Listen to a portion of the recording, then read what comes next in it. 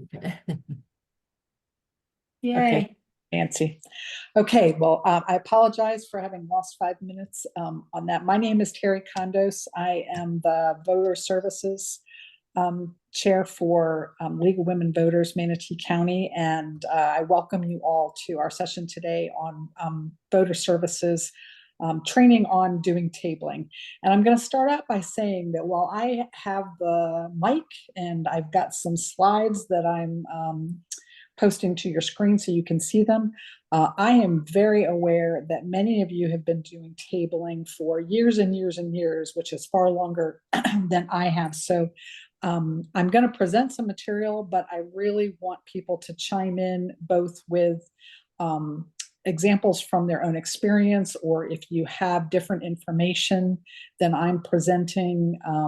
This is version 1.0 of this training, and I want to keep improving it. And I think even the most experienced person, when we go out tabling, we seem to learn something every single time that we go out. So we really need to share what we all know based on the experiences that we've had. So please see that as an open invitation to chime in as we go along. So I'm going to switch to the next slide, just briefly an agenda. These are the things that we're going to cover: voter registration, voter status, checking it, and polling locations, early voting, vote by mail, the special circumstances of supporting college students, homeless citizens, returning citizens, and then we're going to talk a little bit about the actual mechanics of tabling. When we go set a table up, what our options are, and how we should perhaps think about that. So what are we doing when we're out there engaging with citizens and voters? What are we trying to do? Well, what we're trying to do is empower these voters. And, we talk about it in terms of voter registration, but, we all should understand and do understand that there's a lot more to it than that. There are millions and millions of people who are registered, but they don't actually vote, or they don't know where to vote, or they don't know what days they can vote, and they don't know what they're voting about. So I just kind of jotted down, I think this is, probably something like this has been used over and over before, but when you are talking to a voter or a citizen who's not yet registered out at one of these tabling events, this is kind of the list of the things that, depending on their individual situation, that you want to walk them through. They need to be registered. Given the changes, the cleanups of voter polls, et cetera, that are going on, they should verify their registration in the database. They need to know their polling location because it may have changed since the last election. They would hopefully want to know, or we should encourage them to know, what the early voting dates are and what those locations are. We should, circumstances depending, we should prompt them to consider requesting to vote by mail. And we should make them aware of how they can know what will be on their ballot, and what resources are available to them, many of which we provide, that would inform their decisions on when they go to vote. So obviously, step one is being registered. If you're not registered, obviously you can't vote. So we've been, having to learn, relearn, check, recheck exactly the state of play, because so much has changed here in Florida over the last couple of years. But where I am now, and this is again where I invite and encourage people to chime in, where I am now is that we should approach talking to people about registering to vote in the following way. The best option, it does depend on the person you're talking to, but the best option from my perspective is to register them online. I have learned a lot. I had some misconceptions about this as recently as even a few weeks ago, but I think I've got it down now.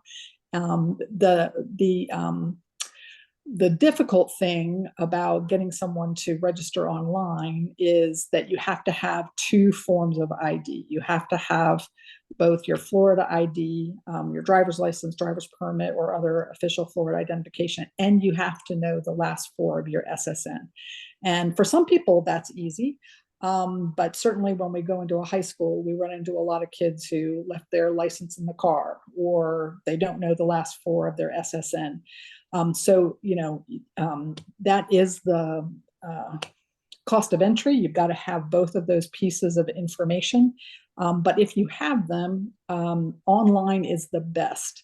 You can make sure that they've completed the process and it is done. And there's no worrying about whether they're going to use the envelope with a stamp. There's no worrying about are they going to do it when they go home, et cetera, et cetera. So it really is my kind of preferred option. Now, if you're not going to see the citizen again, it's a one-time shot, and they don't have both of those forms of ID, we absolutely can still give them a paper form, or we can give them the QR code so that they could go do it online when they get home.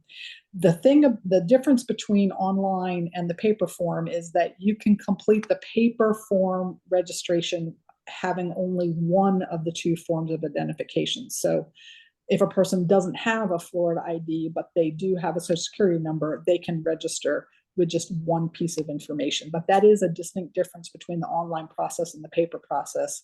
In that online, you must have both forms of identification, whereas you can complete a paper form with just one form of identification. And of course, because, go ahead. I was just going to ask a quick question. For some reason in my notes, I had wrote down that if you have the paper form and don't have any, that Cypress. You could mail it in without any ID. Is that not right? So let's ask the rest of the group. I believe you have to have at least one of those pieces of data in your registration form. Does anyone else know differently? Let me just mention one thing. The reason that you can do one with the paper form, wait a minute, I'm trying to get this straight. They can get your signature off of the DMV, but if you're sending a paper form in, you're actually signing it. Yeah. And they want you to have both when you're doing it online, because you can't sign it when you're online. But that has something to do with it that the supervisor of elections office has told me. But I understand, I think this is absolutely correct. Paper form can be completed with just one ID. Are you aware of being able to register with neither of the pieces of information? No. And the reason I say that is because I used to think that the high school kids did not have their social security number, but then I was told they all have it. And so they could do it with that. So that's what I've been told by, other, like you said earlier, we learn something all the time whenever we're doing these tabling events. But I think what you have here is correct. Paper form can be completed with just one. Yeah. So Sherry, we'll take an action to ask the SOE if there is any way to register without one of the two. But for Denise and I, to the best of our understanding, you have to have one of the two, and you have to have both of them if you want to do it online. Okay. I appreciate that. I might have just got it wrong in the training. Okay. And then, as you know, because of the changes and the increased burden that we would have had to continue collecting voter registration forms, we've resorted to offering stamped addressed envelopes to voters who want to do the paper form, with the idea that it increases the chances that they will actually send it in and register to vote. But it really is a judgment call, because postage, and Sherry, our in-house post office expert, will confirm, postage is not cheap. And so we don't want to hand out those stamped envelopes willy-nilly. But if you're in a tabling situation and you're engaging with a citizen and you believe they're sincere, they just need to take the form home so that they can put in that piece of identifying information, then we want to do everything that we can to make sure that people get successfully registered. Okay, so the reason that I kind of used the red no thing and said, are you registered to vote is, you go into these tabling events and, every engagement with a different person follows its own path, right? So what response do you get when you say, are you registered to vote? Well, if the answer is no, then, this is what we want them to do. We want them to consider registering to vote either online or with a paper form. Now, what if you run into the person who says, yes, I'm registered to vote, or they're not sure if they're registered to vote? Like, I think I'm registered to vote, but, I'm not sure if I'm still in the system. Well, our advice, especially given the efforts that have been made to clean up the rolls for every voter, is to work with us and perhaps consider checking their status. And Sherry and Lucia and I did this a bunch last Thursday, where we just quickly took the information from the residents that were there to just check their status. It's not a difficult thing to do. You can use this Supervisor of Elections websites to quickly check status. One thing that I learned last Thursday is that the Hillsborough query form looks exactly like the Manatee form does, and so does the Sarasota. So that's something that is useful, that it's not different for every county. You have to go to each county's webpage, but once you get to that check your status page, the form is exactly the same, and I'm going to show it to you on the next slide. And as I said before, because the supervisors of elections are prompted to and do periodically try to clean up the rolls of inactive or no longer valid voters, we absolutely want to encourage everyone to check their status, even if they think that they are good to go. The other thing about checking your status, as you're going to see on the next page, is that it tells you unambiguously whether you have a vote by mail request registered in the system. It'll also, as you're trying to help a voter think through how they're going to go about voting, it also indicates what is currently carried as their polling location. So I'm going to flip to that next page. And this is what you'll see when you get online and you are working with an individual or encouraging an individual to check their status.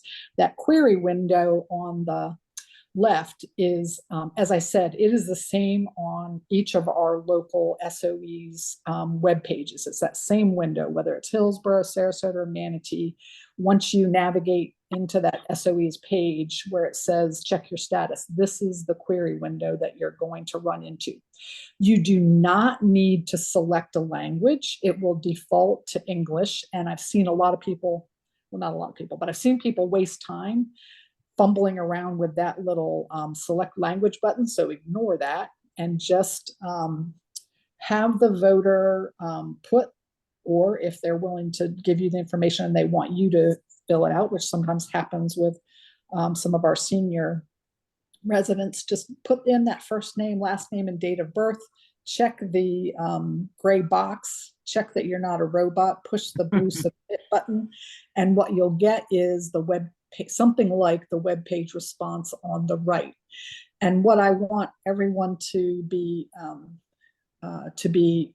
conscious of, because this is the way that you can help the voter in their plan and their knowledge about their voting status and their ability to vote, is you can see where I have the red arrow with VBM on it. You can see in that paragraph there under voter status that it not only has a green light that says that I'm eligible to vote and registered, it also confirms for me that I have a standing request to receive my vote by mail.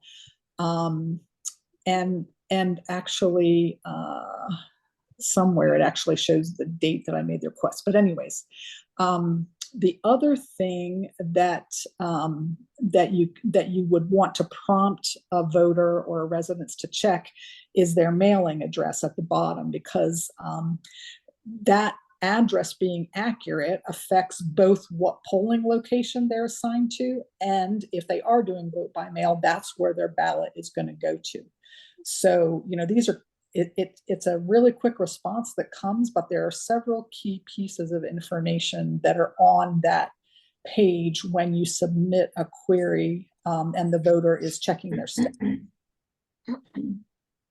And then further, where I had that arrow pointed at the top to upcoming elections, if you click on that blue upcoming elections button, it's going to take you to that screen in the middle where it tells me as the voter for the next election, which in this case is the 2024 primary election.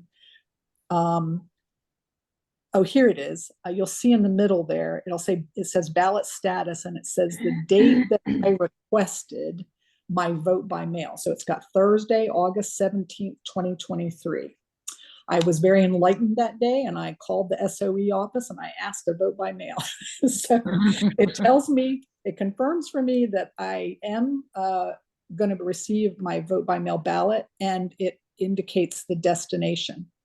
It also then tells me when registration closes, when early voting begins, and when it ends for the primary in this case. It'll show you the exact same information further down for the general election. The other thing that you can point out to voters that you're trying to assist is that it shows you, and this is, I'm doing the red arrows because you just have to scroll down the screen. It shows you the address and a picture of the polling location that you were assigned to. And it's sometimes interesting to see what a voter's response is to that. Well, they'll be like, oh yeah, I remember that place. That's where I go to vote. Or they'll be like, oh no, I've never seen that place. And so, have they experienced a change in ballot location? Has the supervisor of elections had to change where those voters are polling? So again, these are just going down the checklist of, what do we want voters to verify and be aware of as they're thinking about an upcoming election. The date of the election, the polling location, have they requested a vote by mail ballot?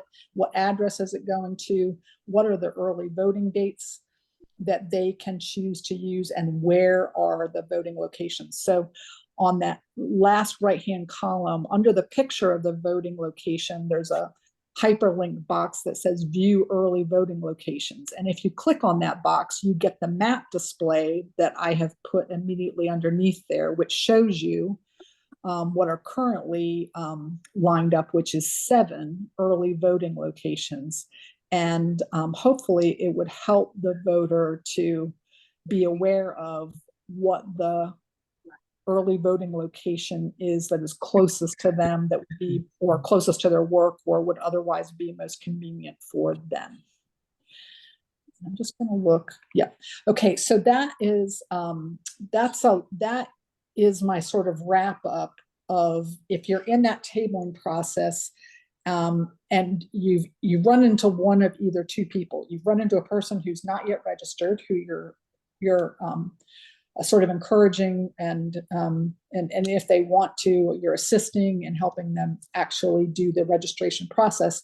If not, if they think they are registered, there's still a conversation to be had, because there's a lot here that's available if they check their status that can be checked to make sure that they don't have any misconceptions or changes to their voter registration status and their polling locations that they need to be aware of. So I'm going to break for a moment to see if anyone has any questions about this sort of query window on the checking your voter status page.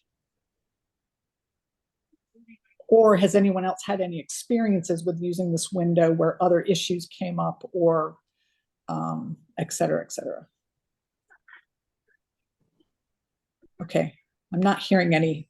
I know for some of you, this will be very basic stuff, but I appreciate you just going through it with us, because there may be things that come up. And also, I hope you would appreciate that we are trying to make this training something that we can use with people that have never gone through tabling to those who are more experienced.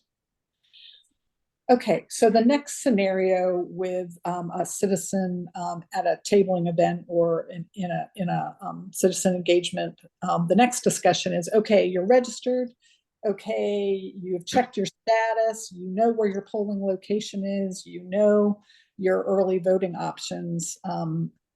We, of course, are inclined to want to encourage to have them think about whether they want to consider voting by mail. So when it comes to voting by mail, again, there's a couple of options which I've listed at least in Terry's priority order in terms of how does a voter go about asking to vote by mail. The online, again, the online is, I think, the quickest way to get to the goal line and make sure that it's completely done. There's no remaining tasks to finish. You can do this request to vote by mail online. The only caveat is, in order to do that, you have to have an active email address, because when you step through the process of doing that online request for vote by mail, you have to put in an active email address. For some voters, they'll have that, and that'll be good, and you can complete the task with them online, or they can complete it and you can assist them in it. If a person does not have an active email address, then they are going to have to resort to some of the other options. One of them that, quite honestly, in my experience is great, is just calling the supervisor of election. In Manatee County, it's the number there with that extension, or there's an option when you call the number that they give you a specific number, option number to push to get to vote by mail. 95% of the time, if you call them during regular working hours, they are there and they take that call, and they will very quickly action your request for vote by mail. It is also possible, although you still have to have an active email address, you can email the supervisor of elections, and they have an email address. So if you're not getting them on the phone, a voter can also email the supervisor of election if they're getting, like I said, if they're getting voicemail or whatever, and request vote by mail. The other option is there is a form, and I've got a snapshot of at least the top 2/3 of it over on the side. There is a new statewide vote by mail form. It's not really different than the forms that we've had in the past. It's just that it's been made standard across all of the counties in the state. That has to be mailed in to the supervisor of elections. We can't collect those. So it's kind of the same process. If you've got someone who you believe is serious about this and they're going to follow through on the process, giving them a stamped addressed envelope to the supervisor of elections could increase the chances that they'll get their request in by mail. Now, some of the issues with vote by mail. Obviously, the address on the record has to be correct. If it's going to an address that they had 2 years ago, obviously that's not going to work very well. The other thing is that obviously it can't be done the day of election. It has to be received by the supervisor of elections office at least 10 days before election. The other obvious issue that we've all been obsessing about is that since 2022, when they cleared all the previous requests, requests will continue to expire each election cycle, approximately every 2 years. So the last time they wiped out all the previous requests was December 31st, 2022. That's going to happen about every 2 years until the law changes. So that's what we're trying to educate people about. Now, if you get vote by mail, and that's how you receive your ballot, it obviously can be mailed in, but it can also be turned in at early voting locations. Now, one question I'm going to put out to the group, because I'm not 100% sure of this, but I'm just going to tell you that there is absolutely no verbiage or indication on any of the Florida or Manatee websites and frequently asked questions that indicates that you can turn in your ballot on election day. I think what happens is that if you show up at a polling location, you can turn in the vote by mail ballot, surrender it essentially, and you then go into the voting booth like everyone who's there. Is that everyone else's understanding as well? That's how it was explained to me. Yeah, Yes. I think that's, yeah. So, I mean, but that generally does come up in conversations with voters. They're like, okay, why would I want vote by mail? Well, of course, we think it gives people a lot, 4 or 5 weeks that they can look at the ballot and they can educate themselves about what they're voting for. But, some people have, but I think, we can tell people that you can combine that advantage of getting your ballot by mail. You also have options if you have concerns about the postal service. You can go turn it in yourself at an early voting location, or even take it to your polling location on election day. The only difference is on election day, you're essentially surrendering that ballot and then just using the same day voting process.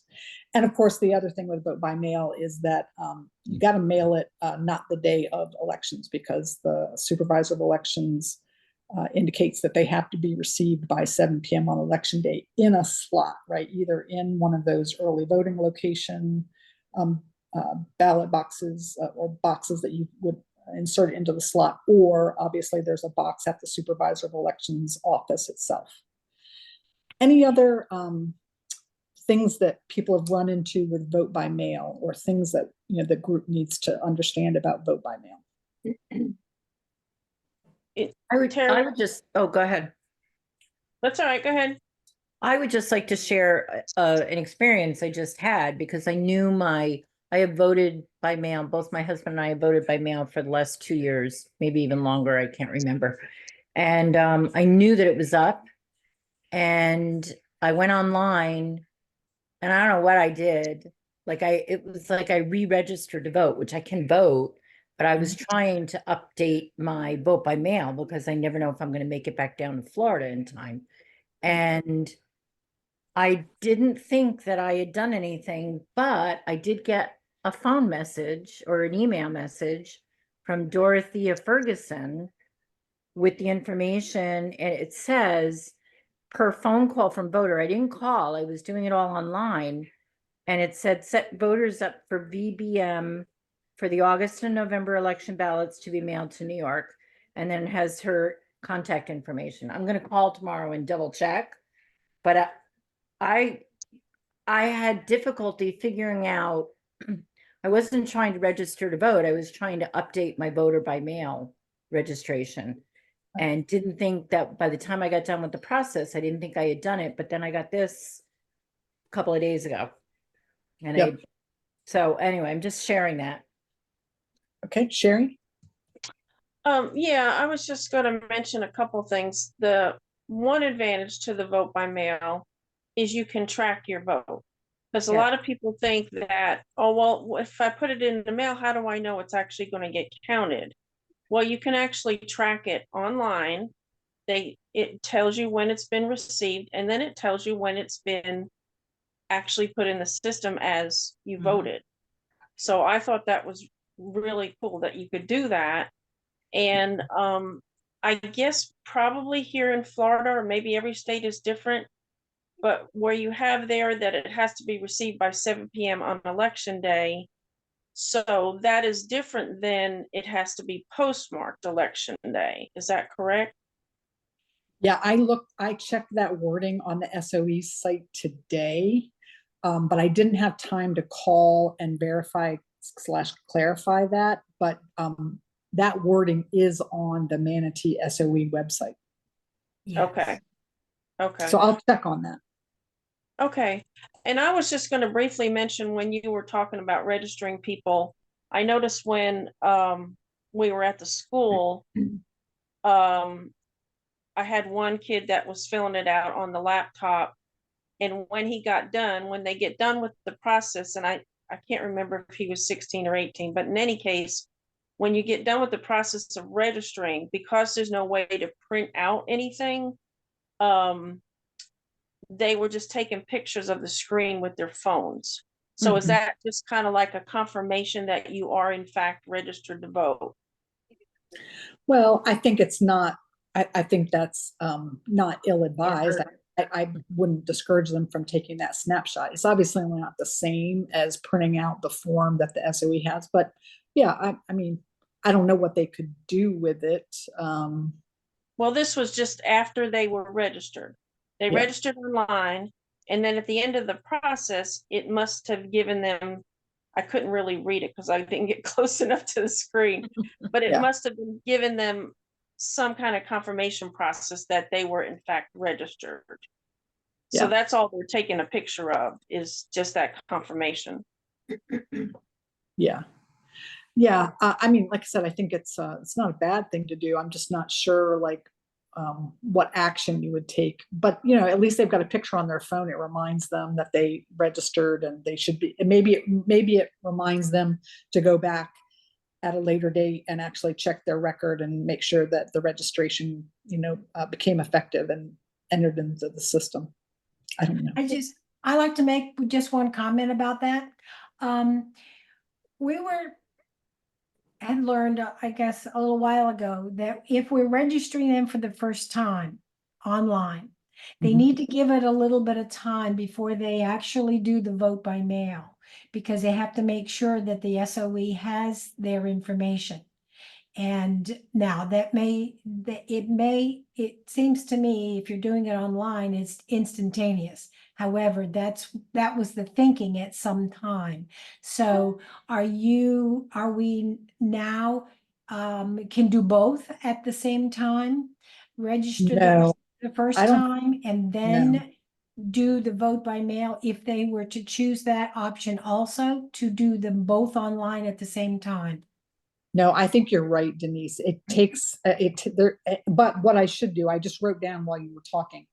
I took an action to go ask, like on average, how long does it take for that Right. online registration to become effective? Because that would be a useful piece of information to be able for us to be able to tell the individual, you know, that in, you know, approximately 10 days or 5 days or whatever it is, you Whatever should it be is. able to. And what I would expect is that at that point, whether it's 2 days or 5 days or 10 days, they would be able to then do two things. They would be able to check their status online Yes. and request You vote vote by by mail. The other Yeah. thing is when you're on the site, on the website, on the far left, it will say vote by mail. If you pick that option, right away, it comes up mail ballot request service. So if you're already registered, you don't have, you shouldn't have to, go through that re-registering process. Yeah. Just FYI. That's a And good.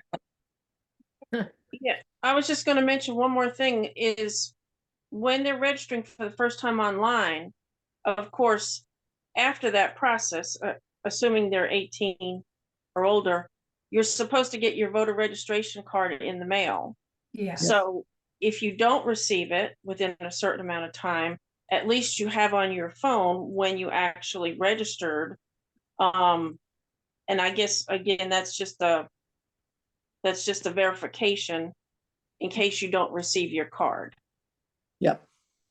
Yep. And Sherry, thank you so much for bringing up ballot tracks, the tracking, because it's as I was putting these slides together, I thought I had it in my brain at one point and then I forgot to include it. So I will definitely add that into this presentation right after vote by mail. And if I could share something about that as well, because the abortion petition had to be presented, they had to have those collected by whatever the date was. And I had received them this summer in New York because we were registered vote by mail. And then I scooped everything up and put it in a bucket to keep it away from the grandchildren, and like emptied the bucket a month later and couldn't remember whether we had actually sent them in. And I called Manatee County and they were able to track our ballots and say, yes, you did submit them and we got them, blah, blah, blah. So Great. it does work. Great. That's awesome. Yeah, I really do think that at least up until this point in time, our SOE office are really very effective when you call them. Okay, if there's nothing else on vote by mail, my next slide is about college students, military, and part-time residents. And some of you have personal experience with this. But what the instructions actually say is that in order to register, you have to have a residential address in the county. And that is what determines the issues and the candidates that you can vote on, what's on your ballot. However, as many of you know, you can receive your election mail, information about the election, and your vote by mail at any valid mailing location that you choose. It can be a post office box, a personal mailbox, a college mailbox, a military or out of state or out of country address.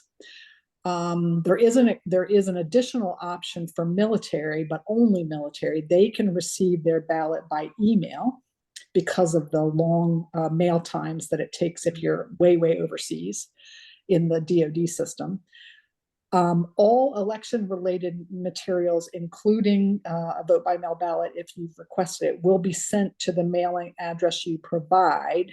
But if you have moved and you're doing mail forwarding that you can do in the U.S. postal system, ballots will not be forwarded. So, if a voter asks, okay, I've moved, I've got, mail forwarding going on, will my ballot come to me? No, they will not forward ballots. And Sherry can have a whole seminar with us about how detail-oriented and rule-driven the Postal Service is about the handling of election materials. But this is definitely something that a voter cannot expect.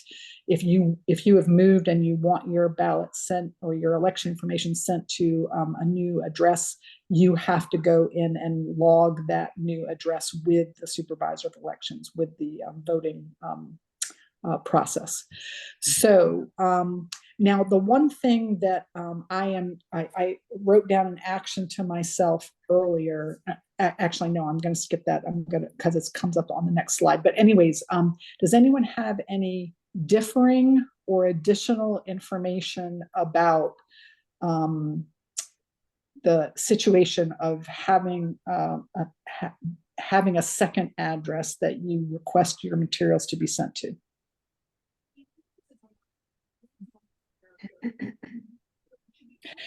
Okay. Now the thing that I'm gonna okay. See, I really messed up. I meant to add a slide about homeless citizens. So this is again where I'm going to crowdsource this right here. Several of us have called the supervisor of elections at various points in time about people that don't have a solid residence and ability to send mail to an address of their own. And as I was reading this wording about registering with a county residential address, it kind of made me wonder, because one thing that that I know somebody has been told at some point in time is that you can use the supervisor of elections address if you are a homeless person. But I think that would be for the process of registering. But in terms of where does the ballot or your election information get sent to, that's where I think you have to have a different address, because they can't send your ballot back to the supervisor of elections office, right? So this is something that I want to get clarified, and we'll fold back into this training when we're dealing with someone who does not have who lives in the county but doesn't have a residence or a residential address they can use. I'm thinking potentially the situation is that if they are newly registering to vote, they could use the supervisor of elections address to do the registration process, but then they have to indicate an address of where they want their materials to go to. Now, that could be a community center, that could be a rental mailbox, that could be almost any address, but that's still, I'm still a little bit vague on the best advice to give homeless residents. So when we were talking about giving them a mailing address. That would be like Turning Points or a couple of those places that have accepted that. Yep. But the new registration, tell me that again. What's So the difference? I think, well, I think there are obviously community organizations like Mount Carmel Community Center, like Turning Points, that are willing to receive clients' mail, right? Mail, okay. But I'm not sure that when they do the initial registration, that's the address they should use. And what is the scenario or the appropriate situation in which they would use the SOE's address. So that's something I have to check on. Yeah, right. Okay. Has anyone successfully done that with a homeless citizen? I just feel like, Denise, that we've heard different things at different Yes, I agree. Yeah, so this is one that I'm logging as unfinished business that I need to clarify. I think it's obviously not as complicated if you've got a college student or a part-year resident or military, but the homeless scenario, I'm going to have to go back and nail down and then document it here in our training and in our handbook. Okay. So another category, returning citizens. So if you ask someone if they're registered to vote and they say, no, I can't vote because I have a conviction or I have a criminal record. Hopefully at this point, we're all tracking that what's it, 2020 or 2018? But anyways, in a recent election, Florida voters supported a constitutional amendment to restore rights of returning citizens. However, it can be a complicated and sometimes fraught process. Simple cases, vice complex, I believe we can triage and we can directly support the person who wants to be a voter. And so on the next slide, I'm going to kind of walk through what I'm talking about in terms of a simple case versus a complex case. So what we all understand is that if a person can have their voting rights restored, or actually it's not just that they can, their voting rights are restored if they have completed all the terms of their sentence, the parole, probation, any fines, fees, court costs, whatever it was that was in the judge or the court resolution of their case, whatever was involved in their conviction, as long as they have satisfied all of those requirements, it's not even like you have to apply because of that amendment 4, because of this initiative. You don't even have to apply. That amendment, once it went into effect as law, automatically says that if these things are true about you, you have the right to vote. The only exceptions are if you were convicted of murder or of a felony sexual offense. And where this becomes a big deal, and where I've got this red arrow on the screen, is when a person registers to vote, they have to check that box that says, I affirm that I am not a convicted felon, or if I am, that my right to vote has been restored because I've met all the criteria. So that's like a big fact that you are checking, and you can't, I'm not saying it's common, but there is the potential for people to get in a bad place if they check that box, not knowing that in fact they have met all of the terms of their conviction, right? So this is the whole reason that returning citizens is its own category, is because people registering to vote have to check that box, right? So what does that mean? So this is what I mean when I say a simple case. If the individual, their situation is that they had a single conviction, it was in Florida, and it was not a murder conviction or a felony sexual offense, those are the kinds of cases that I think we can fairly confidently assist the person in triaging that and potentially assist them with registering to vote. And the resources to do that are the turquoise website that's on the left, where I have the HTTP address. What that takes you to is the gold screen that is on the right. And this can also be found by going through the Florida Rights Restoration Coalition webpage. They have this link that takes you to this page. But almost like the voter status page, it's a very simple little form that you fill out. The individual's first name, their last name, and either their date of birth or their corrections ID number. They're more likely to know their date of birth. You do not have to have both pieces of information. I've done this several times now with citizens. Lucia and I got to work with a few, and we just had date of birth. I wish that I had screen captured when we got a positive response on it, but I didn't think that far ahead. But it happened instantaneously. We had, I think, up at Mount Carmel in Palmetto, we used this form one morning for, I think, at least 3 citizens that morning, putting in their name and their date of birth, and it immediately came back with their clemency certification. So positive confirmation that they have met all of the conditions of their conviction. And that's the scenario when the person tells you that they've just had a single conviction. It was in Florida, it wasn't another state, and it wasn't a murder or felony offense, and you can find with their name and date of birth a clemency record using this window. That's when I feel that the citizen and we, in terms of encouraging them, should have confidence in being able to check that box on the voter registration form that they have met the requirements. But it is quite easy to use.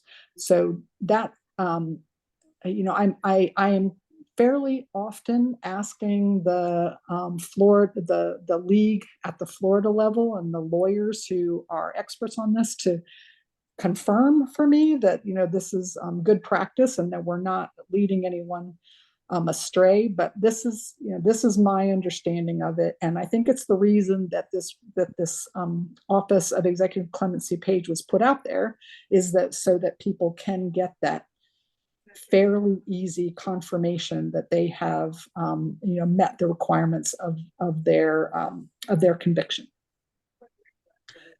So, Terry, I was just going to ask real quick, because so is that site, is it fairly recent? As far as I know, just within the last election, we all saw in the news that Governor DeSantis had certain people arrested because they were told that they could vote, and then they were arrested for voting. And originally, I thought I heard after we got it through the amendment process, that a lot of places in the state didn't even know how much these people owed in their fees. Yep. So is this particular organization, the FRRC, are they now updated to where they know for a fact that these people have paid their fees, court costs, or whatever the case may be? Yeah. So 2 things. One, the Office of Executive Clemency is not the Florida Rights Restoration Coalition. That is Florida state government. It's the Florida State Office of Executive Clemency. So this is the state record that they hold on anyone who has been part of the corrections system. So that's why I think it's an important and a good tool. What I don't know, Sherry, is I don't know how long this little online service has existed. I've only been aware of it for about the last 5 months. But I don't know. I don't know if it is a result of the amendment and the change in the law, or if it existed previously. But because this is a state record regarding clemency, that's what makes me have a level of confidence that we can use it, and that if it says that the person has a clemency record, they should be able to vote with and check that box on the voter registration form. The Florida Rights Restoration Coalition is a support group for returning citizens, and they have all kinds of resources, but this database is not theirs. That when we're using this clemency record thing, that is a Florida state record. Okay, cool. Okay. Terry, when you get the clemency Record, yep, form that yep. says they're okay, Yep. how is there a number, or is there some kind of a Yep. thing that they get when you Yeah, see? it does come back with a number. And leaping back to what the students were doing at the school, that is definitely an example where I think a snapshot should be taken by the citizen of that screen that shows that clemency record return, because it's based on seeing that you're then going ahead with voter registration. Okay. So I will add that to this chart and to our workbook on returning citizens, because I forgot to include that, but I think it makes a lot of sense when you get that record coming back for that individual, and it does show an individual clemency record number to snapshot that. And then because that is the return of information from the state that is then leading you to believe that you are good to go to register to vote. Okay. Great. Okay. So, but let me tell you guys, it is so exciting when that happens. The individual is excited. It is exciting for you to see that they should be able to become a voter again and not have their prior conviction be a reason that they can't vote. Now, but there are far more complicated cases, and those we have to be much more careful with. So what's more complex? If they have multiple convictions, right? If they have a conviction in another state, that's where, I think we have to be a lot more cautious about giving full-throated, encouragement to them to go ahead and register to vote, right? Because I think we don't want to get anyone into trouble. So a couple of factors that I just take note of when you read the materials about this topic. There is a difference between restoring your voting rights and more broad restoration of civil rights, right? So there's all kinds of rights that we have in citizens, as citizens, right? The right to bear arms, the right to do all these different things. Amendment 4 and the voting rights restoration only paved the way for one thing, and that is voting. There is an entirely separate process that former convicted citizens need to go through in terms of requesting to have their broader full set of civil rights restored. So that could be something that comes up in conversation, the difference between your right to vote being restored as opposed to your broader rights as a citizen. The second point is that what should people know about if you were convicted in another state? Well, what the Florida state says is that a felony conviction in another state doesn't automatically make you ineligible to vote in Florida, only if the conviction would make you ineligible to vote in the state where you convicted. So that's a lot of words. If you were convicted of a crime in North Carolina, what Florida is saying is that you're only ineligible to vote in Florida if you're still ineligible to vote in North Carolina. So wherever your conviction happened, if you would be eligible there, then you're eligible here. If you would not be eligible where you were convicted because you're not cleared, then you would not be eligible to vote here. But these are the kinds of situations where it gets more tricky, right? Because we don't know how to check in North Carolina, whether you have a clemency record, right? So this is where it starts to get more complicated. But the one other thing that we should be clear about is that a misdemeanor conviction does never affect your voting rights, right? So if someone's like, oh yeah, well I had a misdemeanor conviction, their voting rights were never affected, right? So they shouldn't have any hesitation about being registered to vote or doing any of the voting or election processes. At the bottom here, I've got some resources for determining clemency. These are things that the supervisor of elections officers, so in addition to that Florida State clemency tool, a citizen can also call the Manatee County Clerk of the Circuit Court. They can call the Florida Department of Corrections. They can call the Florida Commission on Offender Review. These are other resources that they can use to determine whether they are clear to be registered to vote. But these are all much more complicated situations. And so what I really want to get to is the point on at the top of this next slide, which is legal advice. Right. We can only be comfortable up to a point that we're not leading people astray. Right. So if it's a complicated case, if you can't, if the person can't tell you that I've just had the one conviction, you can't, and you can see that clemency record. What we really should be doing is referring people, still encouraging them to pursue being voters, but really offering them the services of pro bono lawyers that the League of Women Voters at the Florida level has. They have a pool of pro bono lawyers, and they are not backed up. They can immediately take on new cases if we have a citizen that wants to, get officially clear that they are good to go. The other issue that former convicts run into is that whole fines and fees thing.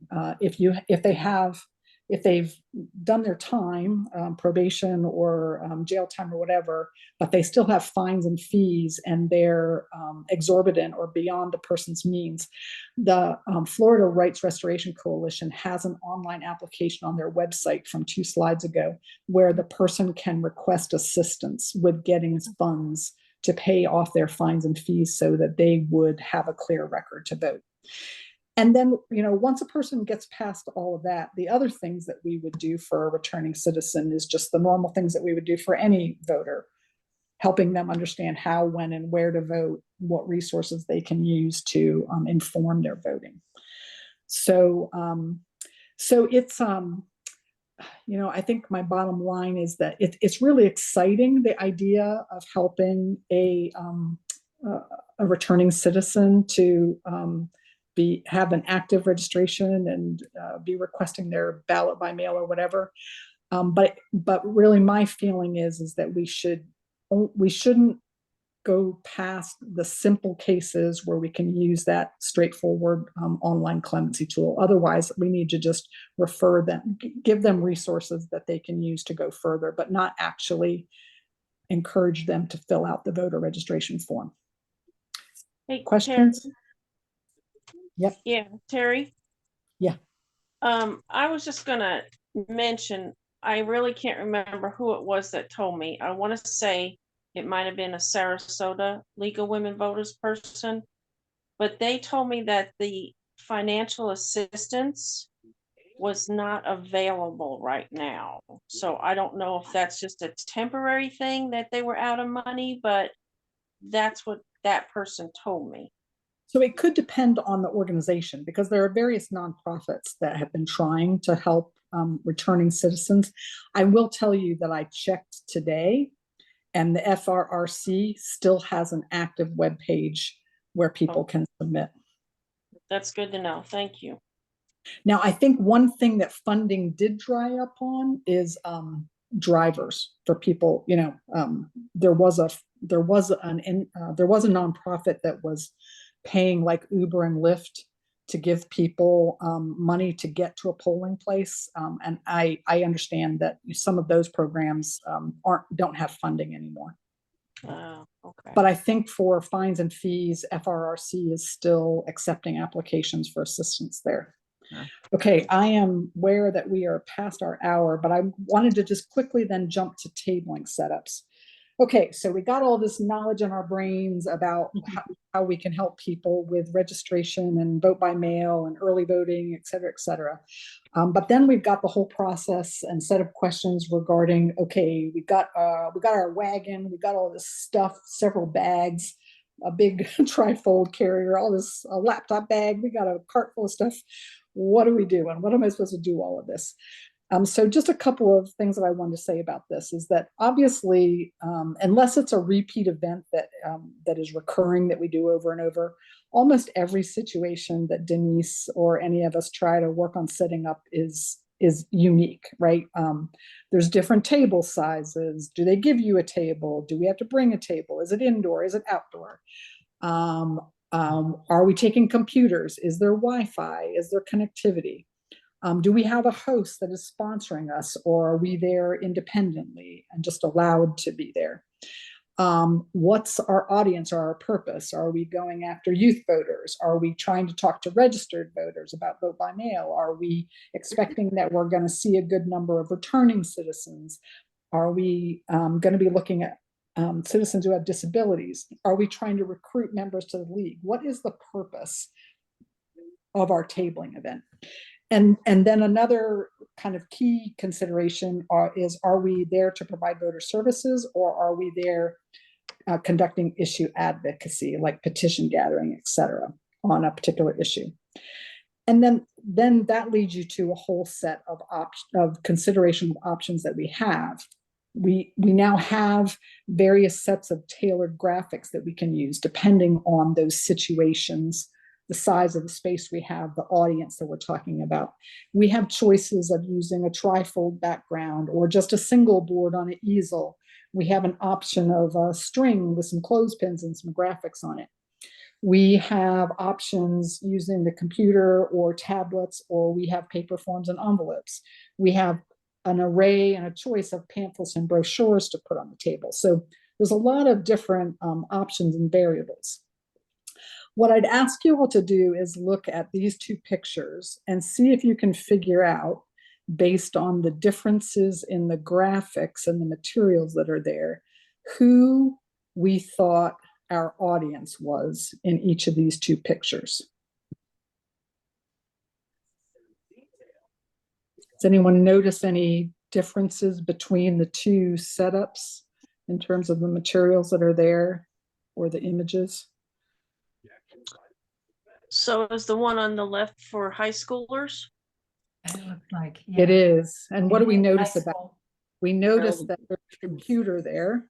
We Mhm. notice that there's a picture of a young woman there. We notice a graphic about with the little Lady Liberty on it. We notice that there's nothing on there about vote by mail, because these would be new voters, New voters, right. Mhm. right? So I'm just hoping you can see that. Now, what about the picture on the right? What do you notice about that setup?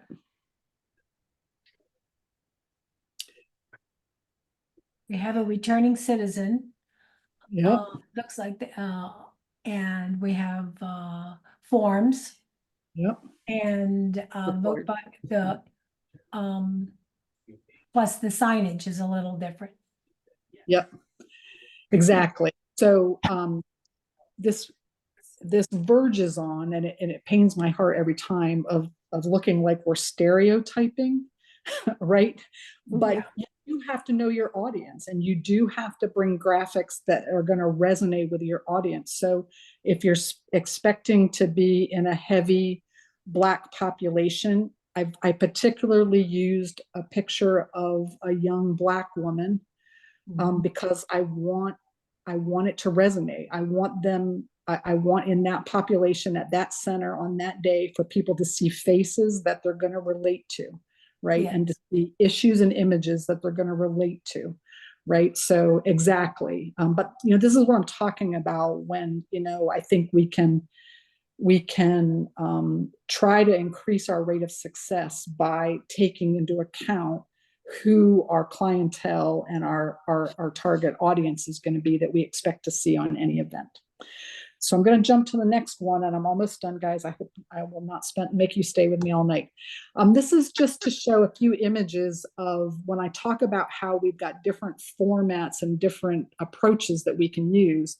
So, we've got the big trifold that was in the last two pictures, but then you see here, we've got two examples of just using a single board on an easel or at a table. So if you have less space, at your particular event, then you're going to switch to using just a single board as opposed, because you don't have room for the big trifold. Another thing that I developed last fall, but we haven't really used that much, that you see on the bottom two pictures, is in the kit that's in the storage unit, we have packages that have clothesline and clothespins and all of these little images. So if you're in a situation where you can't really you don't really have a table, you don't have enough space, we have other options where we could string a piece of rope, and we've got some clothespins, and we could put up our little images that would normally be on our board. We can just hang them on the string. And then you'll see from last week or the week before, a totally different scenario where we were in a classroom and we've got kids sitting in a class and we're walking around with an iPad and we've given them handout materials and they're sitting at their desks. So it's really just to get all of you thinking about, as we go into these tabling events, that we have lots of different scenarios and situations and audiences, but then we also have a variety. If we're clever and adept enough to use them, we have a lot of different materials and tools and approaches that we can use depending on the tabling situation. Okay, so last slide, and I apologize again for being over. So are we ready to table? Well, so some ways that all of us can make sure that we're well prepared for tabling for our league. This program, which we're calling Tabling 101, is one of the things that we're trying to use. So obviously we're going to encourage people over time to spend time going through this kind of a presentation or discussion to make ourselves all smarter about the work that we're doing.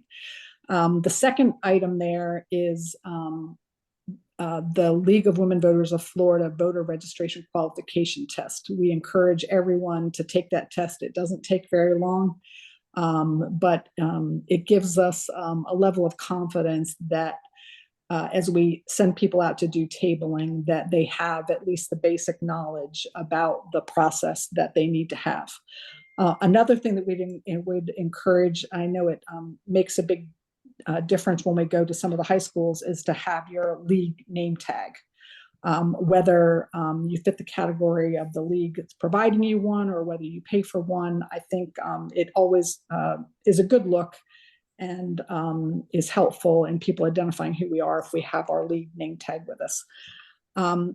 Another point would be appropriate nonpartisan clothing. Now, obviously, there can be some situations where we might take a different approach if we're supporting a particular amendment or doing advocacy. But in general, we want to stick with our brand of nonpartisan. And also, just a thought when we go to the high schools, if the teenagers are not allowed to wear sleeveless tops and they're not allowed to wear shorts that come, up above, kind of their lower thigh, well, we probably shouldn't either, right? So I always make sure when I go into high school that I've at least got, a t-shirt kind of length sleeves on. And then other things that you can do to be prepared is take part in our voter services action team meetings where we talk about issues that come up with tabling. And then if you are not on Denise's email list as she solicits volunteers to do tabling events, we certainly would want you to be on that so that you have the opportunity to volunteer for our various tabling events. So that's what I've got for you guys.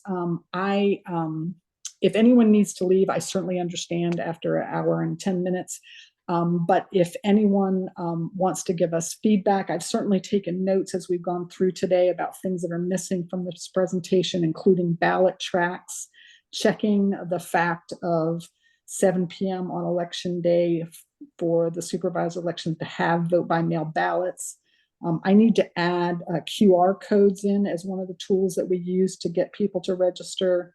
We need to find out how long it takes from when a person does the online registration to when they're in the system and could request vote by mail. I need to do some more research on homeless residents. And I want to find out how long that clemency record page has been active. And the next time we get a positive result on one of those clemency records, I'm going to snapshot it so I can show you what it looks like when you get a positive response. So I've got some homework items. I would welcome any feedback on additional information that we need to provide to all of us in our league chapter that would make us successful and comfortable about doing the tabling events that we do. Anyone have any